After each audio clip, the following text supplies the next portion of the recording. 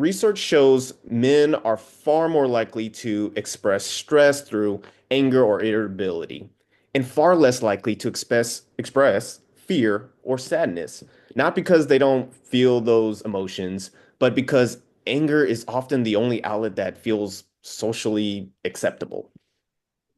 And, I want to caveat when I'm saying these are a spectrum, right? Like not all women, all men, all kinds of people, but, everyone's going to have their own reactions. So these are going to come off as big, broad brushstrokes. But what I find is a lot of men have trouble expressing vulnerability. And anger is something that's more protective. Sadness and worry are much more vulnerable feelings.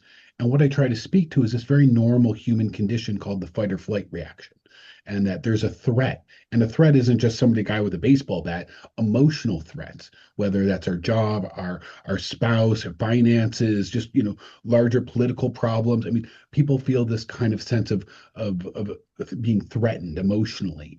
And so they use their anger to either attack the thing that stresses them out or to push away the things that stress them out, that fight or flight.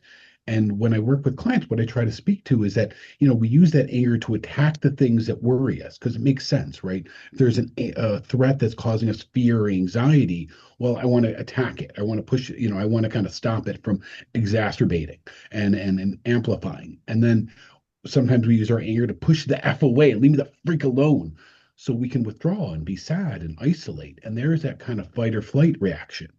And so, really, anger is this kind of protective emotion from this underlying sense of vulnerability that comes from being sad or worried. And again, socialization is a huge part of this. Culturally, I think in America, a lot of men aren't socialized to talk about the sadness and the worry that are, again, pretty normal, just like two eyes and, 10 fingers and toe. These are all things that we have, but we don't feel the men police other men. It's like, suck it up, rub some dirt on it, be tough, be strong, push through it, rather than like, we have a wound. And part of being, I don't know, living on this earth is we all have emotional wounds, whether it's a breakup, it's family, part of the human condition is loss, and loss of a job, loss of an opportunity, loss of money. And these are kind of the emotional threats, I guess I'm speaking to initially. And those emotional threats, we don't know how to process them because we haven't been taught the tools. And so, really, if we're able to give people some tools to manage the anger, we can kind of peel the onion, get a little bit deeper. And what is really the threat? And that's the things that are causing us the anxiety and the sadness. For the men listening who feel that quiet, constant pressure, the irritability, the frustration, how can they start to identify what their anger really is about? Well, I think sometimes, I mean, first I try to speak to the body because, if you're hungry, you're tired, the body's going to win, right? Like either you can blink or you're going to control, you can choose to blink or your body's going to blink automatically. You're going to breathe or your body's going to breathe automatically, like a kid holding their breath. So if we're not able to address the body, then the body's going to take over. And I think that's where things get physical and very explicit and externalized, where people see the loud or they hear the loud voice, they see the clenched fist, they see the face. And I think that's one kind of anger. But there's this passive aggressive anger. There's this withdrawing anger.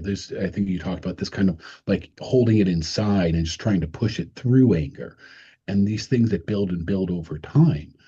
And so ideally, we have community, we have friends, family, siblings, parents, a spouse, people we can talk to because it's like a volcano. It's going to come out sooner or later. It's all going to erupt. And so we choose how and when to let these things out. Other techniques, I mean, communication is kind of the obvious one, but other techniques like, well, what does my body need? And sometimes it's just very self-evident, but that sigh. And I might not say a thing, but I come over your house to watch a game and I'm like, oh, you're not like, Aaron's full of joy, man. He's really happy. Like, tense, annoyed, bothered. Like, that's not a sign of a guy who's chill. That's a sign of like, man, there's something weighing on Aaron. And so, like, that's a little cue that physically you're creating tension in your body. And I could go through like breathing exercises and how that really speaks to like we're creating more tension by using that style of breathing. Most of us don't think about our breathing until we get congested. And so, a tool I offer is like taking some deep breaths. Sounds kind of cliche, but it really, to my point earlier, is that if we don't deal with the body, everything else starts to suffer. And so, the first thing I try to speak to is just taking a breath in your nose and blowing out like you're blowing at a match. It's a slow, deep breath. It uses your diaphragm, gets your heart rate down, starts to get your more oxygen in your blood, so your muscles stay loose, and then your thoughts are a little bit clear. And then it's a little bit easier to talk and let some of these things out. But I think sometimes it just starts with like expressing, what do I need? Because usually behind these exaggerated hyperbolic reactions is a legitimate need. And I think so much of sweeping generalization, a lot of men, we want to provide and care give, and we don't always think about our own needs. And we'll be small, we'll be convenient, we'll make do, rather than like what I need is equally important. And so I think, it's a long answer to a short question of like, how do I, address this? It's like, well, what is it I need? What is it my body's telling me? And those kind of questions, that self-reflection helps to then communicate maybe some cooperation, some collaboration with others.